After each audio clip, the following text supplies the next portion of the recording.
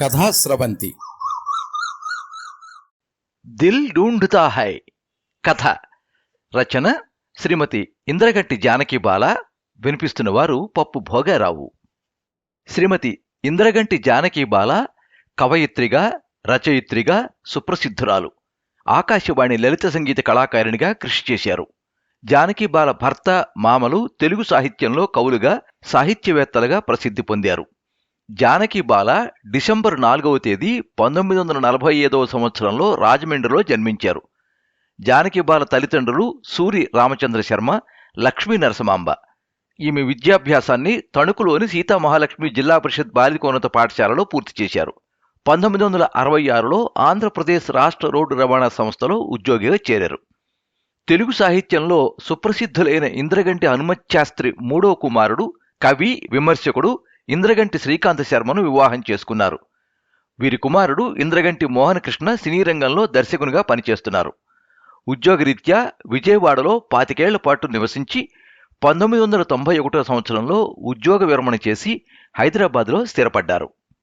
జానకి బాల కవయిత్రిగా, రచయిత్రిగా, పరిశోధకురాలిగా పలు గ్రంథాలు రచించారు. సినీ నేపథ్య గాయనుల జీవిత విశేషాలతో కూడిన పరిశోధన గ్రంథం కొమ్మ కొమ్మ కోయిలమ్మను వెలువరించారు. జానకి బాల 6 కథా సంపుటాలను, 12 నవలలను, ఒక కవిత్వ సంకలనాన్ని ప్రచురించారు. వీరి నవలలు కరిగిన హరివిల్లు, విశాల ప్రపంచం, వెన్నెలమట్టి, ఆవల తీరం, తరంగిణి, నీలిరాగం, నిజానికి అబద్ధానికి మధ్య, మాతృబంధం, సజలనేత్రి, కనిపించే గతం, రాగవల్లకి, పంజరం కోరిన మనిషి. పలు సావనీర్లకు, పుస్తకాలకు, సంకలనాలకు జానకి బాల సంపాదకత్వ బాధ్యతలు వహించారు. 2002లో అమెరికాకు చెందిన వంగూరి ఫౌండేషన్ ప్రచురించిన అమెరికా తెలుగు కథకు సహసంపాదకురాలిగా వ్యవహరించారు.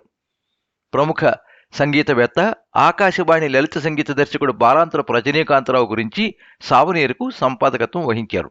బహుముఖ ప్రజ్ఞాశాలి భానుమతి రామకృష్ణ, సంఘ సేవకురాలు, స్వాతంత్ర సమరయోధురాలు దుర్గాబాయి దేశముఖుల గురించిన పుస్తకాలు ప్రచురించారు. జానకి బాల ఆకాశవాణిలో లలిత సంగీత కళాకారిణిగా తమ గానం వినిపించారు. జానకి బాల చదివిన సీతామహాలక్ష్మి జిల్లా పరిషత్ బాలికోన్నత పాఠశాలలో తల్లి లక్ష్మీ నరసమాంబ సంగీతం టీచర్గా పనిచేసేవారు. జానకి బాల ఆమె వద్ద సంగీతం అభ్యసించడం ప్రారంభించారు. క్రమంగా ఆకాశవాణి విజయవాడ కేంద్రంలో పలు కార్యక్రమాల్లో లలిత సంగీతాన్ని ఆలపించారు.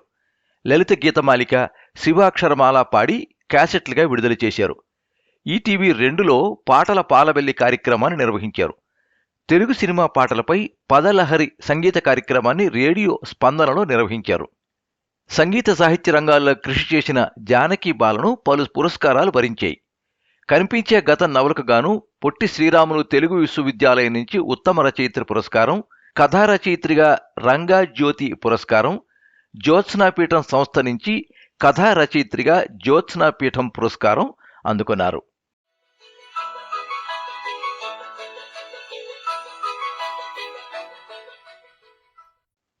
కెరటాలాగిన కడలిలా, ప్రవాహం లేని నదిలా, చూపుపోయిన మనిషిలా కాంచన కూర్చుని ఉంది.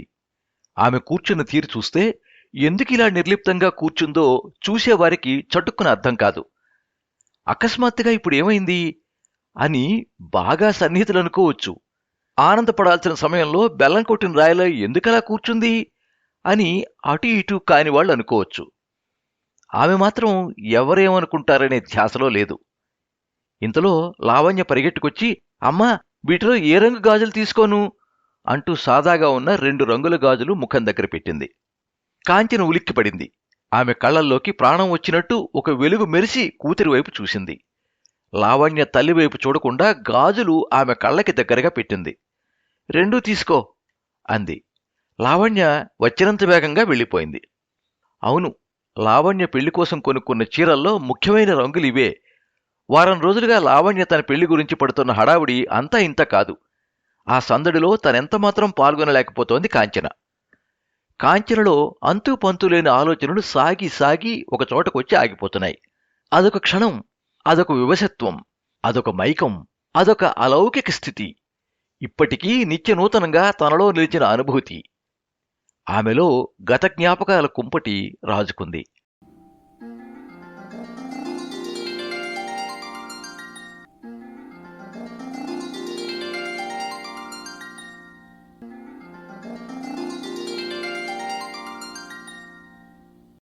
అది చల్లని వెన్నెల రాత్రి, మాఘ పూర్ణిమ. పగలంతా ఎండమండించి రాత్రి ఒక్కసారిగా చల్లబడింది. ఆకాశం నుండి భూమి దాకా తెల్లని వెన్నెల పరుచుకుంది. శరీరాలకి మనసులకి సేద తీరుస్తూ ఆహ్లాదం కలిగిస్తోంది. చెట్లు అప్పుడప్పుడు కదులుతూ తగినంత గాలినే ఇస్తున్నాయి. అది చిన్న డాబా ఇల్లు. రెండే వాటాలు. ఒక దాంట్లో దీనానాథ్, కాంచన, వారి పాప లావణ్యతో ఉంటారు. పక్క వాటాలో కొత్తగా పెళ్ళైన దంపతులుంటారు. కాంచన ఒక చాప దిండు తీసుకుని డాబా మీదికి చేరింది. ఎవ్వరూ లేని ఏకాంతం. కింద వాళ్ళు ఊరెళ్ళారు. లావణ్యని రేణుకొచ్చి సరదాగా తీసుకెళ్ళింది. దీనా ఉదయం బయలుదేరి బెంగుళూరు వెళ్ళాడు సినిమా నిర్మాతకి కథ వినిపించడానికి. ఆగమేఘాల మీద వెళ్ళాడు. రేపొద్దున రావచ్చు. ఇలాంటి ఏకాంత సమయం ఎప్పుడో గానీ దొరకదని కాంచన సంబరపడింది. దీనానాథ్ మంచి రచయిత. అతని రచనలంటే కాంచనకి ఎంతో ఇష్టం. అతని సామర్థ్యం మీద ఎనలేని నమ్మకం. ఏదో ఒకరోజు అతనికి అద్భుతమైన గుర్తింపు వస్తుందని కలలకంటూ ఉంటుంది. దీనా గురించి ఆలోచన రాగానే ఆర్కే గుర్తుకొస్తాడు. మంచి music composer, excellent guitar player. పాటలు పాడే కాంచనకి, రచనలు చేసే దీనానాథ్కి మధ్య అల్లుకుపోయి ఉంటాడు ఈ సంగీత కళాకారుడు. ముగ్గురు ప్రాణ స్నేహితులు. ఏది ఆలోచించినా ముగ్గురు, ఏ పని ప్రారంభించినా ముగ్గురు. సాధారణంగా ఎక్కడికి వెళ్ళినా ముగ్గురు జోకులేసుకుంటూ, కబుర్లు చెప్పుకుంటూ, కేరింతలు కొడుతూ తిరుగుతారు. దీనానాథ్ సినిమాలో వెళ్లి తన ప్రతిభను చాటాలని ప్రోత్సహించడంలో ఆర్కే మొదటివాడు. కాంచన అతని ఆలోచనలు సినిమాల రూపంలో అద్భుతంగా రాణిస్తాయని నమ్ముతూ అతన్ని ఎంతగానో ప్రోత్సహిస్తూ ఉంటుంది. కాంచన బాగా పాడుతుంది. చక్కని కంఠం, మంచి సంగీత జ్ఞానం ఉన్నప్పటికీ వాటికి మెరుగులు దిద్దుకుని గాయకురాలుగా ముందుకెళ్లే అవకాశాలు లేక ఉండిపోయింది. ఆమెకి సంగీతం ఆరో ప్రాణం. దీనానాథ్, కాంచన ఇష్టపడి పెళ్లి చేసుకుంటామన్నప్పుడు ఎవరెవరో ఏదేదో అన్నారు. అయినా వాళ్ళిద్దరూ పట్టించుకోలేదు. పెళ్లి చేసేసుకున్నారు. వెన్నెట్లో వెల్లికిలా పడుకుని చంద్రుని చూస్తూ ఉంటే ఎన్నో వెన్నెల పాటలు ఆమె బుర్రలో మెదిలి, పెదవులపై కదిలి, గొంతులోంచి మధురంగా బయటకొచ్చి వెన్నెట్లో కరిగిపోతున్నాయి. వాటిలో కొన్ని తెలుగు సినిమా పాటలు, మరికొన్ని హిందీ పాటలు. ఆమె తలుచుకున్నంతనే పూసిన జాజితీగ ఊగినట్లు పాటలు కదులుతున్నాయి. పైన వెన్నెల, మనసు నిండా వెన్నెల, పైన లోన చందమామ పరిచే వెన్నెల. ఏనాటి బంగారు పాప, ఎప్పటి కృష్ణశాస్త్రి రచన. వెన్నెలలోని వికాసమే. వెలిగించదు నీ కనుల, వేదన మరచి ప్రశాంతిగా నిదురించుము ఈ రేయి. శ్రీశ్రీ ఇలా రాశారంటే ఆశ్చర్యమే. కోయా కోయా చాంద్, ఖులా ఆస్మా, ధీరే ధీరే చల్, చాంద్ గగనమే. అందచందాల సొగసరివాడు, విందు భోంచేయ వస్తాడు నేడు, చందమామ ఓహో చందమామ. హాయి హాయిగా జాబిల్లి తొలి రేయి, వెండి దారాలల్లి మందు జల్లి నవ్వసాగే ఎందుకో. ఓ చాంద్ కిలా, ఓ తార్ హసి, ఏ రాత్ అజబ్ మతవాలి హై. అనురాగము విరిసేనా ఓ రే రాజా. चांद फिर निकला मगर तुम ना आई, जला फिर मेरा दिल, करूं क्या मैं हाय. మామా చందమామ వినరావా నా కథ. పాట తర్వాత పాట ఆమె గొంతులోంచి అందంగా సాగుతూ రాత్రంతా పరుచుకుంది. వెన్నెట్లో కదులుతున్న చల్లగాలిలో తేలుతూ సాగుతోంది. ఇంతలో మెట్ల మీద చప్పుడు. ఎవరో వస్తున్న అలికిడి. కాంచన చటుక్కున లేచి మెట్ల వైపు దృష్టి సారించింది. చంకలో గిటార్తో ఆర్కే. ఒక్కసారి కాంచన గుండెల్లో ఆనందం ఉప్పొంగింది. రారా, దీనా నీకు ఫోన్ చేయలేదా? చేశాడు, కాని లేడా? నాకేం చెప్పలేదు. నేను మెంటల్గా ఎంతో ప్రిపేర్ అయిపోయా, వచ్చేశా. బెంగుళూరు వెళ్ళాడు, రేపొస్తాడు. పోన్లే, నువ్వున్నావుగా, నా కొత్త ట్యూన్ వినిపిస్తా. తప్పకుండా. మంచినీళ్ళు కావాలా అని తను రాగి చెంబుతో తెచ్చుకున్న నీళ్లు అతనికిచ్చింది.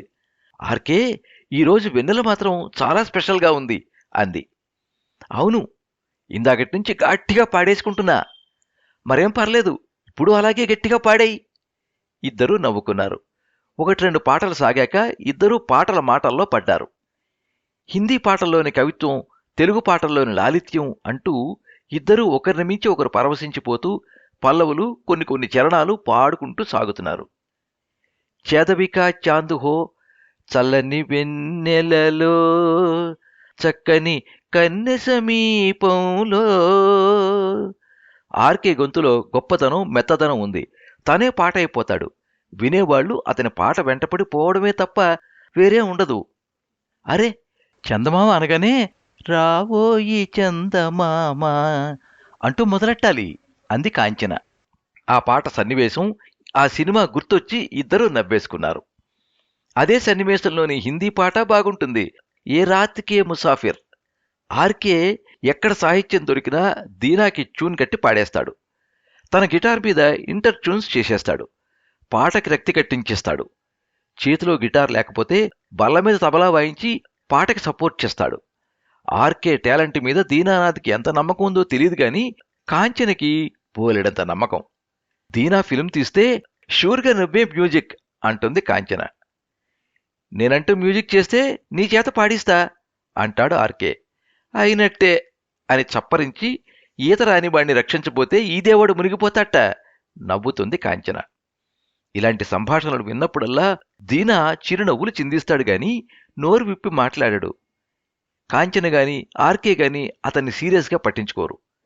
కాని ఆ ముగ్గురు ప్రాణ స్నేహితులు ఒకరికొకరు ఏదైనా చెయ్యడానికి వెనుకాడరు. కలకలలాడే కన్యవదనమే అంటూ సన్నగా రాగం తీస్తూ ఉంటే, ఏమిటి కాంచన, అసలే అది ఘంటసాల పాట, నువ్వలా సన్నగా నూతులోంచి వచ్చినట్టు పాడితే ఎలా అంటూ, కలకలలాడే కన్యవదనమే కనిపించును ఆ తారలలో కలకాలం నీ కమ్మని రూపము లలలా లలలా లలా నా మదిలో అంటూ ముగించాడు. అలా ఇద్దరూ వెన్నెల పాటల్లో మునిగి తేలి వాళ్ళని వాళ్ళు మరిచిపోయారు. మనసున మల్లెల మాలలుగెనే కన్నుల వెన్నెల డోలలాగెనే అంటూ ప్రారంభించి వల్లివాటను కలువ కాడగా భావించి ఓరగా పడుకుని చాప పక్కన అందమైన కొలను ఉన్నట్లు భావిస్తూ ఆ కొంగు అటు ఇటు కదిలిస్తూ అర్ధనిమీలిత నేత్రాలతో ఉన్న కాంచన ముఖం తన 2 చేతుల్లోకి తీసుకుని తను గొంతు కలిపాడు. పాట ముగిసేసరికి 5 నిమిషాలే పట్టిందో 10 నిమిషాలే పట్టిందో, అదొక వివశత్వం, అదొక పారవస్యం, సంగీత వెన్నెల కురిసే మైకం. ఆమె చెంపలను పొదివి పట్టుకున్న అతని అరచేతుల నిండా స్వరాల సోయగాలు, ఆ స్పర్శలో సంగీతరస ప్రసారాలు. ఆమె కళ్ళు మూసుకుని యమన్ కళ్యాణి రాగంలో విహరిస్తూ ఉండిపోయింది.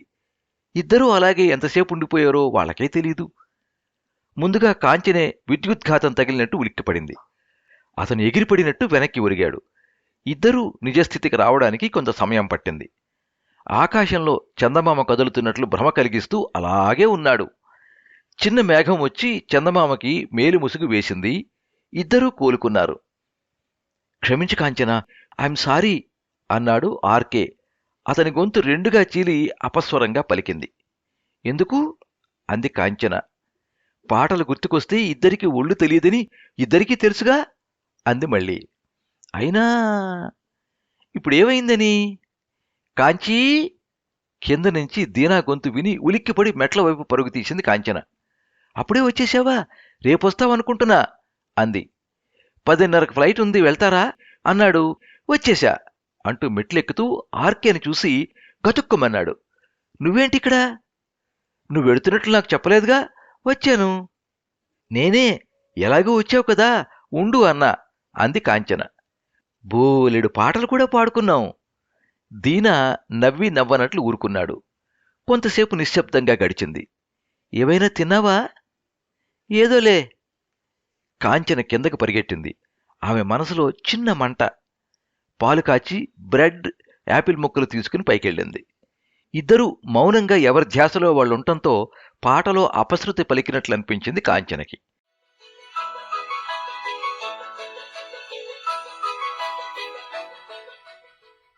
నువ్వు నా గురించి ఏమనుకుంటున్నావు అంది కాంచన కోపంగా.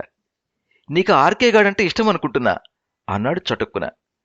కాంచన ఎవరో కొరడాతో కొట్టినట్టు భయపడింది. అలాగని నేను చెప్పానా? అన్నీ చెప్పనవసరం లేదు. మరి అవి అర్థమవుతాయి.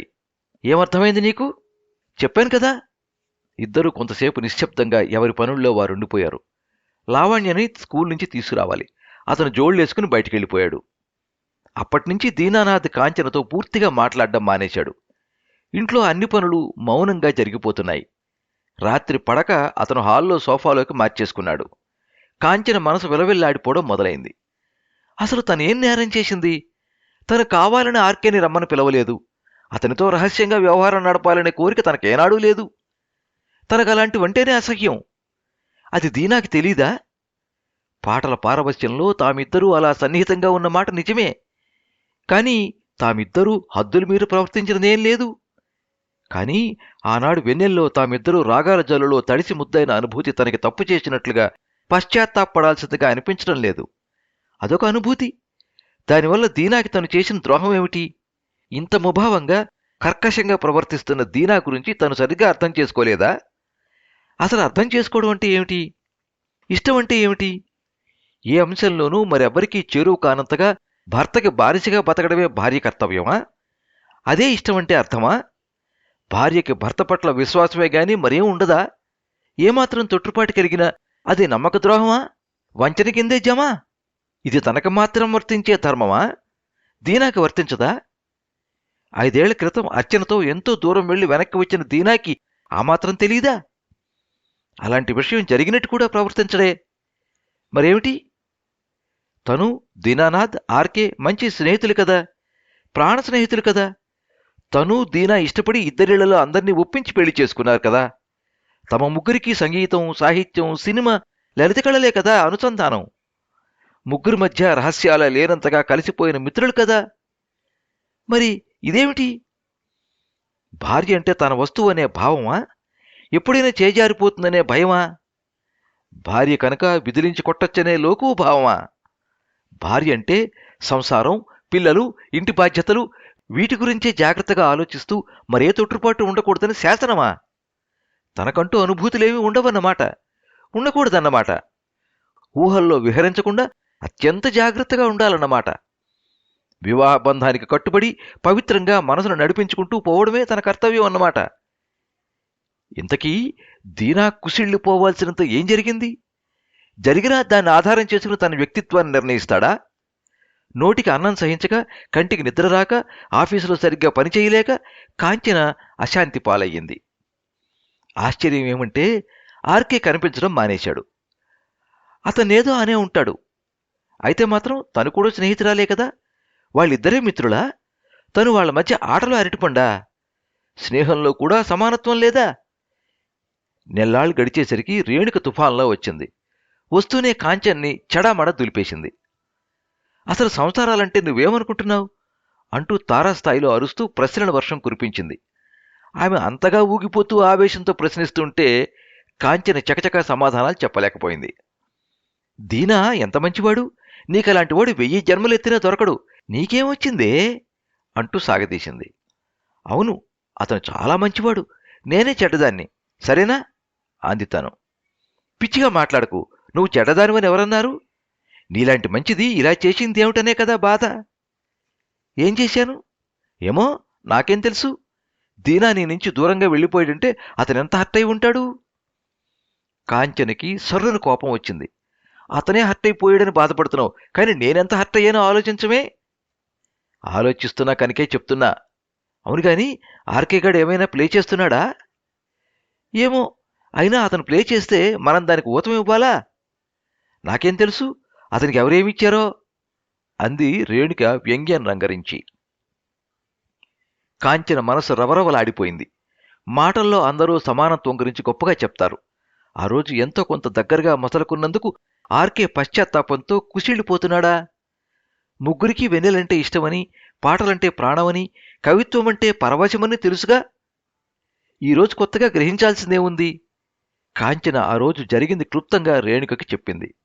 అంతా విని, పోనీ సారీ చెప్పి నీ వల్ల ఏ తప్పు జరగలేదని చెప్పలేకపోయావా? కాంచనకి మళ్లీ కోపం వచ్చింది. ఏ, నేనెందుకు సారీ చెప్పాలి? ఏం తప్పు చేశానని? అది కాదే కాంచి, మగాడికి ఎంతో కొంత అనుమాన రోగం ఉంటుంది.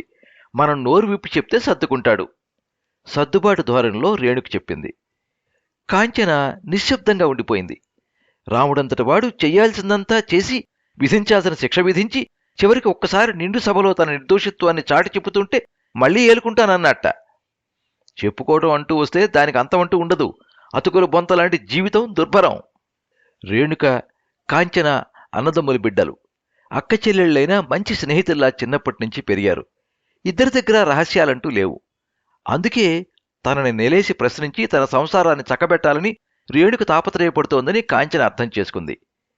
కాని సిఫార్సుల వల్ల, సలహాల వల్ల కాపురాలు నిలబడవు. దీనానాథులోని సహజగుణం, కాంచనలోని ఆత్మాభిమానం ఇద్దరూ కలిసే అవకాశం ఇవ్వలేదు. లావణ్య చిన్నపిల్ల, తల్లినంటి పెట్టుకుని ఉండిపోయింది. కాంచన మంచిది, తెలివైంది, టాలెంటెడ్. ఏమిటో ఈ విషయంలో మొండిగా అయింది అంటారు దగ్గరవాళ్లు. దీనానాథ్ మాత్రం తక్కువ, ఎంతో మంచివాడు, ఎంత మంచి ఆర్టిస్టు, ఎంత మర్యాద. ఏం లాభం, ఈ మాట వస్తే ముఖం తిప్పేసుకుంటాడు. ఇద్దరూ మంచివాళ్లే, ఏం లాభం, ఇద్దరికీ పొసగలేదు. అప్పటినుంచి కాంచన సీరియస్గా తన రీసెర్చ్ పనిలో మునిగిపోయింది. రోజుకి 24 గంటలైతే 48 గంటలు పనిచేయడం మొదలెట్టింది. సినిమా మ్యూజిక్, పాటలు, వాటిలో సాహిత్యం, ట్యూన్స్, అందచందాలు, లోపాలు, తెలుగు హిందీ పాటలకున్న పోలికలు, భేదాలు, ఇలా ఆమె కాలగమనాన్ని మించిన వేగంతో పనిచేసుకుంటూ ఉండిపోయింది. లావణ్యకి 12 ఏళ్లు వచ్చేసరికి ఆమెలే వస్తున్న మార్పుని కనిపెట్టింది. తరచూ తండ్రి దగ్గరికెళ్లి అతనితో గడిపి తండ్రి కొనిచ్చినవి తెచ్చుకుని అపురూపంగా అందరికీ చూపిస్తూ మా నాన్న నా కోసం కొన్నాడు అని మెరిసే కళ్లతో చుట్టుపక్కల వాళ్లతో చెబుతూ ఉంటే కాంచన కూతుర్ని అర్థం చేసుకోవడానికి ప్రయత్నిస్తూ ఆలోచనల్లో పడిపోయేది. రాను రాను కాంచన తప్పు వల్లే ఇద్దరూ విడిపోయారన్న అభిప్రాయం లావణ్య నమ్ముతూ వచ్చిందని అర్థమైంది. కాంచన గొప్ప కీర్తి ప్రతిష్టలు, గౌరవాలు పొందింది. ఆమె ఒక మేధావిగా సమాజంలో శిఖరాగ్రంపై నిలబడింది. దీనానాథ్ మంచివాడిగానే మిగిలిపోయాడు. లావణ్య అభిప్రాయం గ్రహించి రేణుకు బలవంతం మీద అత్తగారందించిన అభిమాన ధోరణి వల్ల కాంచన ఎంతో ఆలోచించి ఒక్కసారి దీనానాథ్ని కలుసుకోవాలని నిర్ణయించుకుంది. ఆమెను చూడంగానే దీనానాథ్ చెలించిపోయాడు. ఆమె చేతులు పట్టుకుని భోరుని ఏడ్చేశాడు. కాంచన అవాక్కైపోయింది. ఆమెకి దుఃఖం ఆగింది కాదు. ఆమె ఒడిలో తలపెట్టుకుని కన్నీరు మున్నీరైన అతన్ని చూసి సిగ్గుతో, పశ్చాత్తాపంతో కాంచన వెలవెల్లాడిపోయింది. అంతలోనే అతని మాటలు ఆమెకు పదునైన బాణాలై గుండెల్లో గుచ్చుకున్నాయి. ఇక మనం కలిసుందాం అన్న ఆమె మాటలకి అతని జవాబు ఆమె ప్రాణం వెలవెల్లాడేలా చేసింది. నాకన్నీ తెలుసు, ఏది ఏమైనా మళ్లీ నీతో కలిసి జీవించలేను. జరిగిందేదో జరిగిపోయింది. ఇలాగే నా జీవితం సాగిపోవడం నాకిష్టం. నేను నీతో కలిసి మళ్లీ కొత్త జీవితం మొదలెట్టలేను అన్నాడు. వ్యక్తిత్వాన్ని, ఆత్మగౌరవాన్ని జారవిడుచుకున్నట్లు కాంచన అయోమయంలో పడిపోయింది. చటుక్కున లేచి బయలుదేరిపోయింది. అతను ఆమెను ఆపలేదు. ఆమె మళ్లీ వెనక్కి తిరిగి చూడలేదు. 23 ఏళ్ల లావణ్య పెళ్లి చేసుకుంటోంది. అది తానిష్టపడిన అబ్బాయితో. తండ్రికి స్వయంగా వెళ్లి చెప్పి ఆశీస్సులు తీసుకుంది. పెళ్లి స్థిరపడింది. పెళ్లి ఎలా జరగాలి అనే ప్రశ్నకి మగపెళ్లివారు సమాధానం చెప్పారు. సంప్రదాయ సిద్ధంగా, ఆర్భాటంగా, హంగామాగా, వైభవంగా జరగాలి. తల్లిదండ్రి పీటల మీద కూర్చుని కన్యాదానం చెయ్యాలి. ముద్దు ముచ్చట్లు జరిపించాలి. ఇది పెళ్లి కుమారుడి దర్జా కోరిక. తీనా సరేనన్నాడని తెలిసి కాంచన కృంగిపోయింది. రేణుకులాంటి దగ్గర వాళ్లంతా నడుం కట్టి రంగంలోకి దిగారు. ఆ రోజు రాత్రి పెళ్లి. ఉదయం నుంచి ఒకటే హడావిడి. ఏమిటే ఆ ముషాణం ముఖం, చక్కగా తయారై కళకళ్లాడుతూ తిరుగు, చక్కగా పట్టుచీర కట్టుకో, పెట్లు ఎప్పుడో పడేసిన నల్లపూసలు, సూత్రాలు తీసిపెట్టాను, నీకోసం కొత్త మట్టెలు కొన్నా. సంప్రదాయ సిద్ధమైన తల్లిగా కాంచన తయారు చేయబడింది.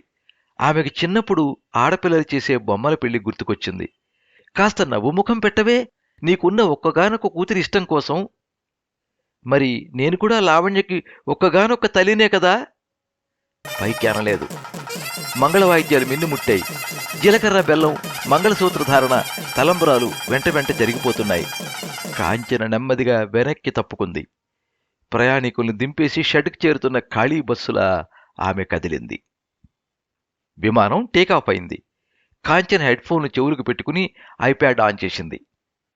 దిల్ ఢూంఢుతా హై ఫిర్ వహీ ఫుర్సత్కే రాత్ దిన్, దిల్ ఢూంఢుతా హై ఫిర్ వహీ. చెవుల్లోంచి పాట గుండెల్లోకి జారుతోంది.